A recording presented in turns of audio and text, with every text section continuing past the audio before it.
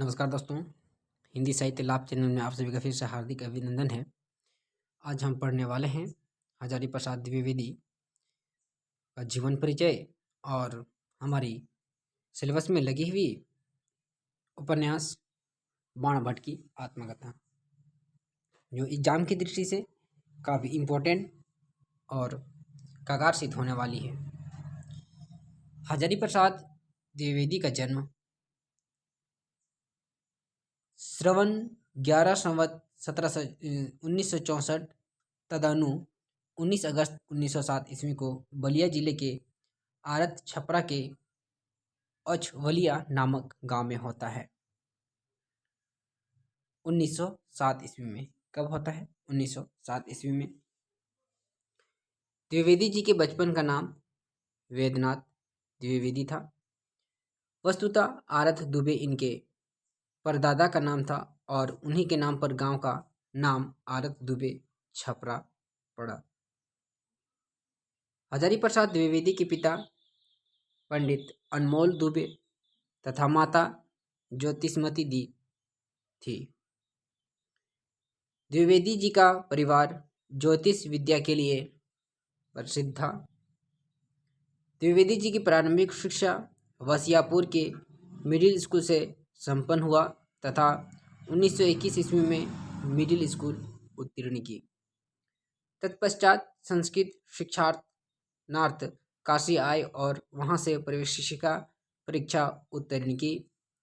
सन 1923 ईस्वी में गंगा हिंदू विश्वविद्यालय में दाखिला लिया। द्विवेदी जी ने ज्योतिष विषय से आचार्य की परीक्षा सन 1930 ईस्वी में प्रथम श्रेणी से उत्तीर्ण की। द्विवेदी जी का विवाह 20 वर्ष की उम्र में सन 1927 ईस्वी में भगवती देवी से हुआ। भगवती देवी से द्विवेदी जी की 7 संतानें हुई। द्विवेदी जी ने 8 नवंबर सन 1930 ईस्वी में गुरुदेव रविंद्रनाथ टैगोर के शांति निकेतन में अध्यापक के रूप में नियुक्त हुए। द्विवेदी जी सन 1930 से 1950 तक शांति निकेतन में हिंदी विभाग के अध्यक्ष पद पर कार्यरत रहे। शांति निकेतन के बाद द्विवेदी जी की काशी हिंदू विश्वविद्यालय के हिंदी विभाग अध्यक्ष भी रहे। तत्पश्चात कुछ समय तक पंजाब विश्वविद्यालय के भी विभाग अध्यक्ष रहे हैं। हजारी प्रसाद द्विवेदी अपने छात्र जीवन में मैथिली शरण गुप्त, सुमित्रनंदन पंत, बनारसी दास चतुर्वेदी आदि बड़े विद्वानों के संपर्क में रहकर साहित्य की रचना की प्रेरणा प्राप्त की। द्विवेदी जी सन 1952 से 1953 ईस्वी तक काशी नागरी प्रचारणी सभा के अध्यक्ष रहे। द्विवेदी जी सन 1955 ईस्वी में राजभाषा आयोग के राष्ट्रपति द्वारा मनोनीत सदस्य भी रहे हैं।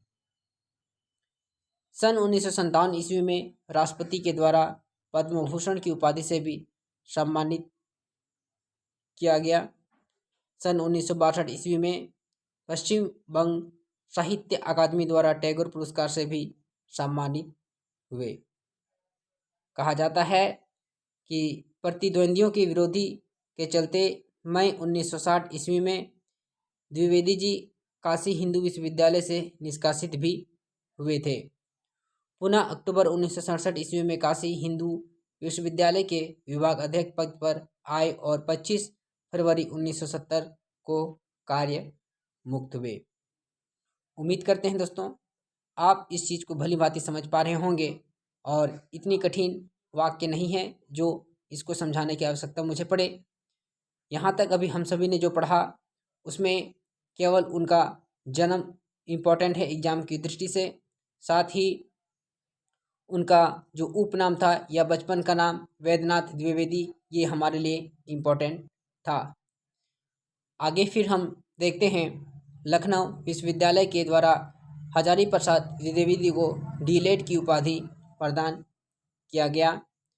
आचार्य हजारी प्रसाद द्विवेदी को सन 1973 ईस्वी में उनके निबंध संग्रह आलोक पर्व पर साहित्य अकादमी पुरस्कार मिला। काफ़ी इम्पोर्टेंट है, यहाँ से अब हमारे एग्जाम की दृष्टि से तथ्य सामने आना शुरू हो गया है। 1973 ईस्वी में साहित्य अकादमी मिलता है शाह आलोक पर्व उनकी जो रचना है उस पर। आपको ज्ञात होना चाहिए दोस्तों, जितने भी पुरस्कार साहित्य जिस रचनाओं में मिलते हैं वो रचना अपने आप में काफ़ी इम्पोर्टेंट महत्वपूर्ण हो जाता है, तो इसको हम लोग इग्नोर नहीं कर सकते। हजारी प्रसाद द्विवेदी के गद्य में विचारों की तेजस्विता, कथन का लालित्य और बंद की शास्त्रीयता का संगम होने के कारण कबीर, तुलसी और टैगोर इनके यहाँ एक साथ एकाकार हो गए। मतलब इतने उनकी तेजस्विता थी जिनसे उसके साथ कबीर, तुलसी और टैगोर इनके यहाँ एक साथ शामिल हो गए थे। हजारी प्रसाद द्विवेदी को सुर साहित्य के लिए इंदौर में साहित्य समिति के द्वारा स्वर्ण पदक दिया गया तथा कबीर नामक रचना पर मंगला पारितोषिक पुरस्कार भी प्रदान किया गया। कबीर इनका आलोचनात्मक रचना है जो कि उनको मंगला पारितोषिक पुरस्कार से सम्मानित किया जाता है कबीर नामक रचना के लिए। द्विवेदी जी 4 फरवरी 1979 ईस्वी को पक्षाघात के शिकार हो गए और 19 मई 1979 ईस्वी को ब्रेन ट्यूमर के कारण दिल्ली में उनका स्वर्गवास हो जाता है, निधन हो जाता है। अब हमारे दृष्टि में जो एग्ज़ाम के लिए है वह है उनकी आलोचनात्मक रचनाएं और उनकी संपूर्ण रचनाओं को याद करके रखेंगे, जिससे हमारी तैयारी और बेहतर होते जाए और एग्ज़ाम को बेहतर तरीके से पार किया जा सके या फिर क्रैक किया जा सके। पहला है सुर साहित्य 1936। इनको रचना के साथ साथ इनका प्रकाशन को भी ध्यान में रखना है, क्योंकि उसमें बहुत प्रेशर रहता है एग्ज़ाम में, जिससे हम उस चीज़ को हैंडल जल्दी नहीं कर पाते हैं। तो इनका सुर साहित्य 1936 इसमें प्रकाशित होती है पहला। दूसरा आता है हिंदी साहित्य की भूमिका 1940 ईस्वी में। कबीर 1942। आधुनिक हिंदी साहित्य का विचार 1949 काफ़ी इम्पोर्टेंट है। आधुनिक हिंदी साहित्य पर विचार 1949। साहित्य का मर्म 1949। नाथ संप्रदाय 1950 ईस्वी। प्राचीन भारत के कलात्मक विनोद 1952 ईस्वी। हिंदी साहित्य का आदिकाल 1952 ईस्वी। हिंदी साहित्य का उद्भव और विकास 1953 ईस्वी। मेघदूत एक पुरानी कहानी 1957। लालित्य तत्व 1962। कालिदास की लालित्य योजना 1965। साहित्य सहचर 1965। मध्यकालीन बौद्ध का स्वरूप 1970 ईस्वी में। मृत्युंजय रविंद्र। सहज साधना, सुर और उनका काव्य। अभ्रंश का रसात्मक साहित्य, साहित्य का साथी। 19 तक जितनी हम सभी ने देखा उनकी रचनाओं को सभी आलोचनात्मक कृतियाँ थी और यहाँ से लगभग आधा से ज़्यादा उनकी रचनाओं को एग्जाम में पूछी भी गई है। अब उनको उनकी निबंध संग्रह पर दृष्टि देखते हैं। अशोक के फूल 1948 ईस्वी में। कल्पलता 1951 ईस्वी में। मध्यकालीन धर्म साधना 1952 ईस्वी में। विचार और वितर्क 1957 ईस्वी में। विचार पर्व 1959। कुटज 1964। आलोक पर्व 1972। सभी के सभी क्या हैं? निबंध संग्रह हैं। संपादित ग्रंथ में इनका सबसे इम्पोर्टेंट है संदेश रासक 1960 ईस्वी में। महापुरुषों का स्मरण 1977 ईस्वी में काफ़ी इम्पोर्टेंट है। उपन्यास बाण भट्ट की आत्मकथा 1946 जो हम सभी को पढ़ना भी है। चारु चंद्रलेख 1963 ईस्वी में। पुनर्वा 1973 ईस्वी में। आनंद दास का पोथा 1976 ईस्वी में काफ़ी इम्पोर्टेंट है। अब इनकी रचनाओं पर अगर दृष्टि डालें तो यहाँ पर दिखाई देता है कि अगस्त 1981 ईस्वी में संपूर्ण हजारीप्रसाद द्विवेदी संपूर्ण रचनाओं का संकलन 11 खंडों में करते हैं और राजकमल प्रकाशन से इसका प्रकाशित होती है। उपयुक्त प्रथम संस्करण मात्र 2 वर्षों में ही समाप्त हो जाने से पुनः संशोधित कर 1998 ईस्वी में प्रकाशित किया जाता है। आचार्य हजारीप्रसाद द्विवेदी पर आधारित कुछ महत्वपूर्ण आलोचनात्मक पुस्तकें हैं, जैसे साहित्यकार और चिंतक आचार्य हजारीप्रसाद द्विवेदी डॉक्टर राम मूर्ति त्रिपाठी द्वारा लिखी गई है। हजारीप्रसाद द्विवेदी विश्वनाथ प्रसाद मिश्र तिवारी ने लिखी। हजारीप्रसाद द्विवेदी समग्र पुनर्वलोकन चौधरी राम यादव द्वारा रचित है। कहने का मतलब है विभिन्न विद्वानों ने हजारीप्रसाद द्विवेदी को दृष्टि में रखकर आलोचनात्मक रचनाएं की हैं।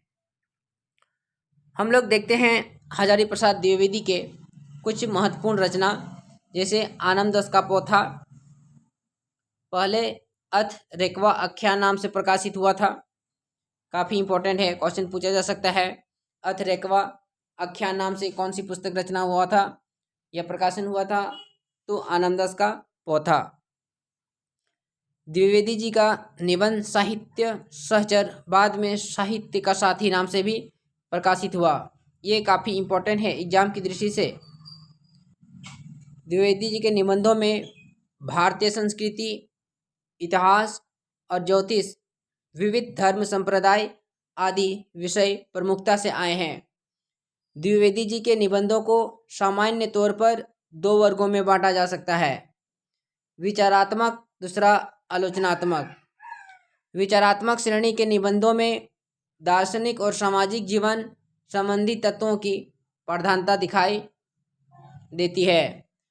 आलोचनात्मक श्रेणी के निबंधों में साहित्य के विभिन्न अंगों को शास्त्रीय विवेचन तथा शास्त्रीय कृतियों पर आलोचनात्मक दृष्टि भी मिलती है। हजारीप्रसाद द्विवेदी जी की भाषा विशुद्ध खड़ी बोली है। इस दृष्टि में प्रांजल व्यवहारिकता के साथ संस्कृतनिष्ठ शास्त्रीय भाषा का भी अच्छा प्रयोग देखने को मिलता है। द्विवेदी जी के निबंधों में शैली के विविध रूप मिलते हैं, यथा गणवेशनात्मक शैली, वर्णनात्मक शैली, व्यंग्यात्मक शैली, व्यास शैली आदि सभी का बेहतर तरीके से मिश्रण देखने को मिलता है। आचार्य महावीर प्रसाद द्विवेदी के साहित्य पर विराट मानवतावादी को भी दर्शन दिखाई देते हैं। अब बाणभट्ट की आत्मकथा जो उनकी रचना है, उन पर संक्षिप्त परिचय देते हुए और उनकी रचनाओं पर ध्यान देंगे, कौन कौन सी रचनाओं पर उनका क्या दृष्टि रहा है। सबसे पहले बाणभट्ट की आत्मकथा, जिसका प्रकाशन 1946 ईस्वी में होती है। सन 1946 में प्रकाशित इस उपन्यास में 20 उच्छ्वास हैं, काफ़ी इंपॉर्टेंट है। 20 उच्छ्वास। इसमें 7वीं सदी के भारत की राजनीतिक स्थिति का निरूपण किया गया है। विषय वस्तु क्या है? 7वीं शताब्दी ईस्वी में जो राजनीतिक स्थिति थी उस चीज का प्रस्तुतिकरण इस उपन्यास के माध्यम से द्विवेदी जी करते हैं। डायरी शैली में रचित यह ऐतिहासिक परंपरा का सर्वश्रेष्ठ उपन्यास माना जाता है। शैली क्या है? डायरी शैली। इसमें तत्कालीन समाज को जिस शैली में चित्रित किया गया है वह व्यक्ति विशेष की कला न होकर युग विशेष की संस्कृति चेतना की मनोमुग्ध की कार्य छटा है। इस उपन्यास के सभी पात्र उत्सर्ग भावना के जीवंत आदर्श से प्रेरित हैं। क्वेश्चन यहाँ से बिल्कुल आई भी है और आने की पूरी संभावना भी है भविष्य में कि प्रकाशन, साथ ही इसका विषय वस्तु और इनका शैली। दूसरा इनका कहता है चारु चंद्रलेख 1963। इनकी जो दूसरी उपन्यास है चारु चंद्रलेख, उसको देखते हैं, जिसका प्रकाशन 1963 ईस्वी में होता है। कल्पना पत्रिका में धारावाहिक के रूप में प्रकाशित हुआ था पहला। इस उपन्यास में 32 प्रकरण है। पहला उपन्यास जो हमने देखा वो कितना था? 20 उच्छ्वास में था। अब इसमें 32 प्रकरण है। इस उपन्यास को श्री नवल किशोर पात्र बहुल घटनाओं का घटाटोप और तंत्रिका साधनाओं पर लिखा गया पहला उपन्यास मानते हैं। उपन्यास में 12वीं-13वीं शताब्दी के भारत की शासन व्यवस्था और समाज की पतन की कहानी कही गई है। इसमें भारतीय संस्कृति की गरिमा का गान और भारत के ऊपर उठाने वाले लालसा जगाने का भरसक प्रयास किया गया है। पूरी कहानी रानी चंद्रलेखा और राजा सातवाहन के आसपास घूमती रहती है। इस रचना में द्विवेदी जी मानवतावादी दृष्टि की स्पष्ट छाप दिखाई देती है। अगला इनका है पुनर्वा, 1973 ईस्वी में प्रकाशित। पुनर्वा 1973 में प्रेम के मायने को अपने पूर्व के दानों उपन्यास से श्रेष्ठ माना जाता है। इस उपन्यास में चतुर्थ सदी का वातावरण वर्णन है। इतिहास की लोक कथा से संपृक्त इसमें आदर्श पात्रों के माध्यम से आज के संकल्प शून्य और वासना प्रधान जीवन का समाधान खोजने का प्रयास किया गया है। इस उपन्यास में प्रेम की त्रिवेणी प्रभावित होती है। देवरात, शर्मिष्ठा, मंजुला, चारुदत्त, धुता, वसंत सेना, आर्य, मृणाल, चंद्रा और श्यामरूप मदनिका आदि इसके मुख्य पात्र हैं। अगला बिंदु है आनामदास का पोथा, जिसका प्रकाशन 1976 ईस्वी में होता है। सन 1940 के बीच छंदो उपनिषद के आधार पर रचित द्विवेदी की कहानी का ही विस्तार रूप देखने को मिलता है। मतलब आनामदास की पोथा रचना में छंदोग्य उपनिषद का आधार देखने को मिलता है। इसका एक नाम अथ रेकवा आख्यान भी है। मतलब आनामदास का पोथा का दूसरा नाम क्या है? अथ रेकवा आख्यान भी है।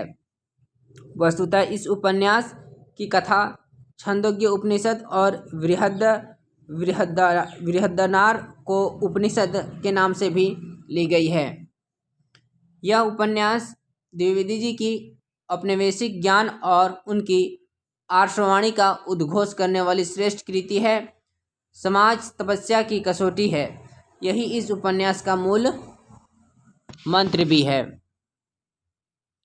अब आते हैं हमारी सिलेबस बेस में लगी हुई रचना बाणभट्ट की आत्मकथा के विषय पर चर्चा करने वाले हैं, जो एग्जाम की दृष्टि से काफ़ी इम्पोर्टेंट है। बाणभट्ट की आत्मकथा आचार्य हजारी प्रसाद द्विवेदी विरचित एक ऐतिहासिक उपन्यास है। इसका आधार ग्रंथ है हर्षचरित, काफ़ी इम्पोर्टेंट है। इसके अलावे कादम्बरी और रत्नावली से भी यह संबंध है, मतलब उद्धृत है या फिर सहायता ली गई है। इस उपन्यास का प्रथम प्रकाशन 1946 ईस्वी में राजकमल प्रकाशन से किया गया था तथा नवीन प्रकाशन 1 सितंबर 2010 में किया गया है। बाणभट्ट की आत्मकथा के पात्र बाणभट्ट, हर्ष, कुमार कृष्ण वर्धन, निपुणिका, महामाया, भट्टनी, राजश्री, देवपुत्र तुवर, मिलिंद, सुचरिता, अघोर भैरव आदि इसके मुख्य पात्र हैं। इस उपन्यास में कुल 20 उच्छ्वास हैं।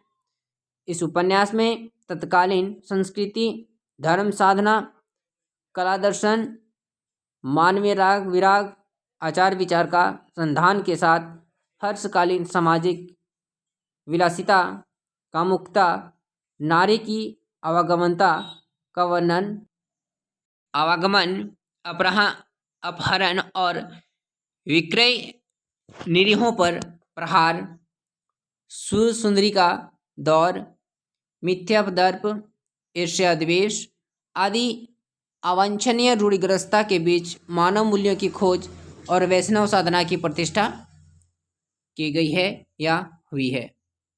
इस उपन्यास की ऐतिहासिकता पर प्रश्न चिन्ह लगाते हुए कुछ विद्वानों ने इसे सांस्कृतिक और साहित्यिक उपन्यास कहना ज़्यादा उचित समझा है।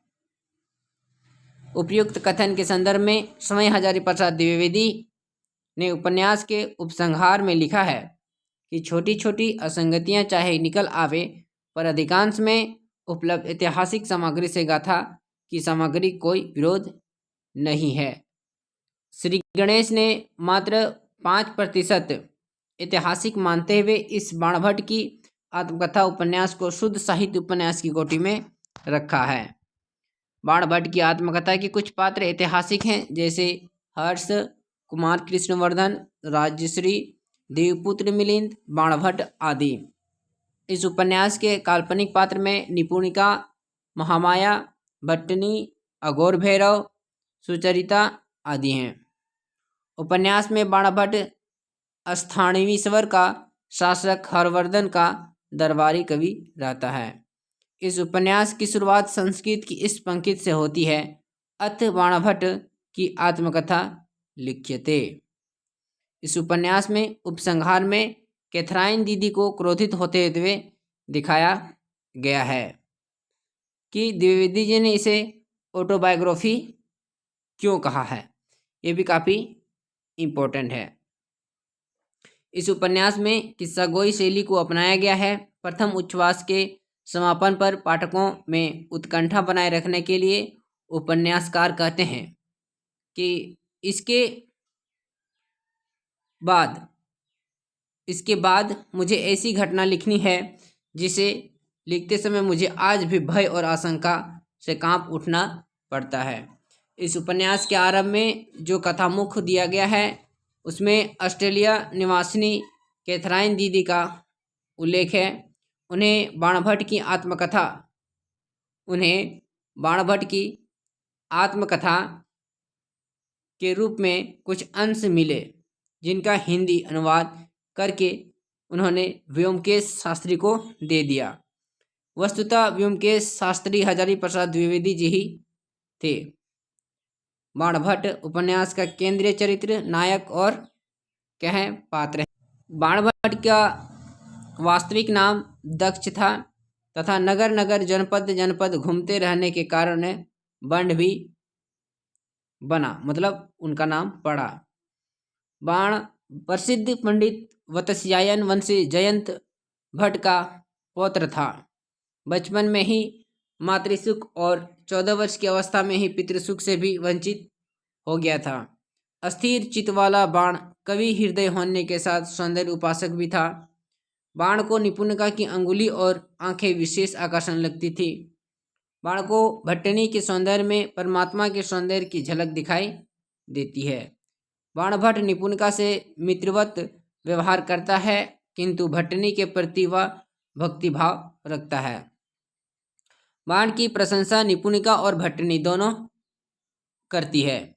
सौंदर्य प्रेम बाण नारी की पवित्रता, गरिमा, सम्मान को विशेष महत्व देता है। साथ ही बाण के चरित्र में साहस, विवेकशीलता, भावुकता, संघर्षशीलता, खरप्रता, पौरुष और प्रत्योन्नति जैसे कुछ गुण भी विद्यमान रहता है। बाणभट्ट निपुणिका के नायक नाटक मंडली छोड़ने से इतने व्यथित हो जाता है कि नाटक मंडली ही तोड़ डालता है। बाणभट्ट निपुणिका के आग्रह पर भट्टनी की रक्षा का दायित्व अपने ऊपर लेता है। बाणभट्ट ईश्वर पर विश्वास रखने वाले आस्तिक प्राण के रूप में होते हैं। वस्तुतः इस उपन्यास का नायक बाणभट्ट कोरा भावुक कवि नहीं, वरन कर्मनिरत और संघर्षशील जीवन योद्धा है। उसके लिए शरीर केवल भार नहीं, मिट्टी का ढेला नहीं, बल्कि उससे बड़ा है और उसके मन में आर्यव्रत के उद्धार का निमित्त बनने की तीव्र बेचैनी भी है।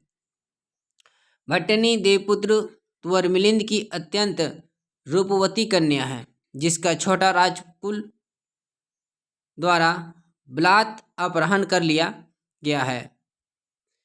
भट्टनी इस उपन्यास में भट्टनी का परिचय इस प्रकार दिया गया है कि विषम समर विजयी बलहिक निर्वर्धन प्रत्यंत वंडव देवपुत्र तुवर मिलिंद की कन्या है।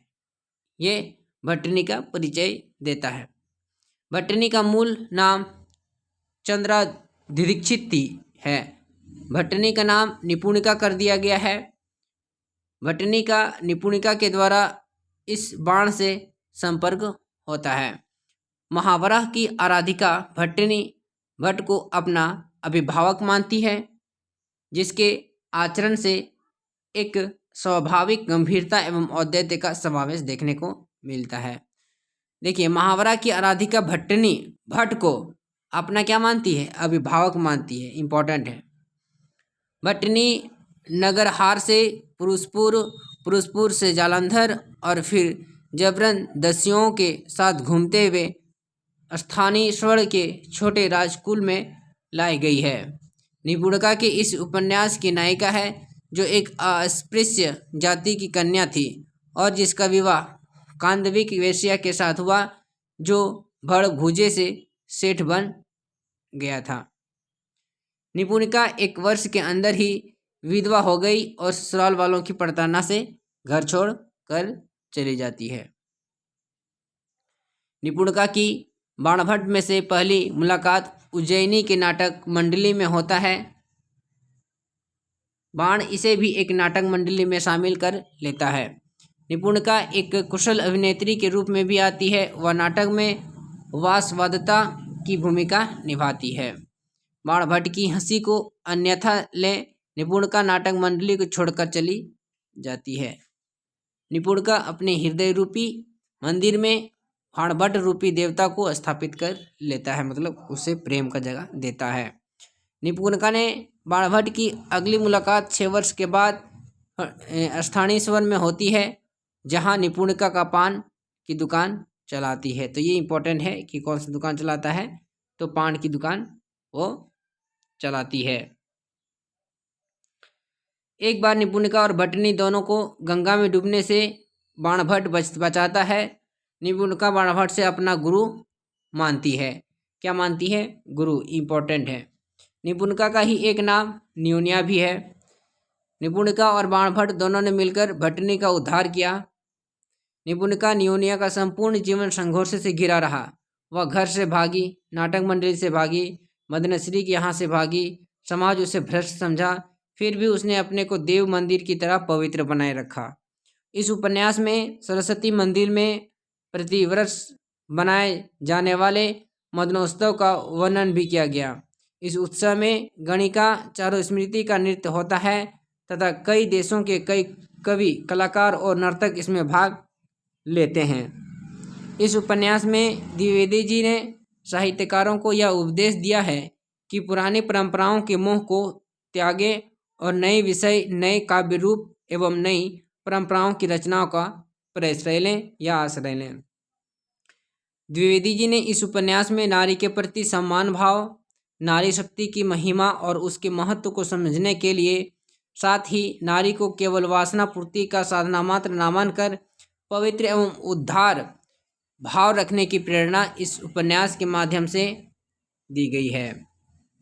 इस उपन्यास और शैव दर्शन की मान्यताओं को भी महामाया एवं अघोर भैरव के द्वारा दर्शाया गया है।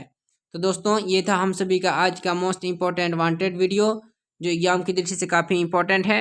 और अगर आप इस चैनल पर नए हैं तो ज़रूर लाइक, कमेंट, सब्सक्राइब कर दें, जिससे आपको ऐसे ही बेस्ट नोट्स सारांश आपको मिलते रहें। मिलेंगे जल्द ही एक नए वीडियो के साथ। तब तक के लिए धन्यवाद।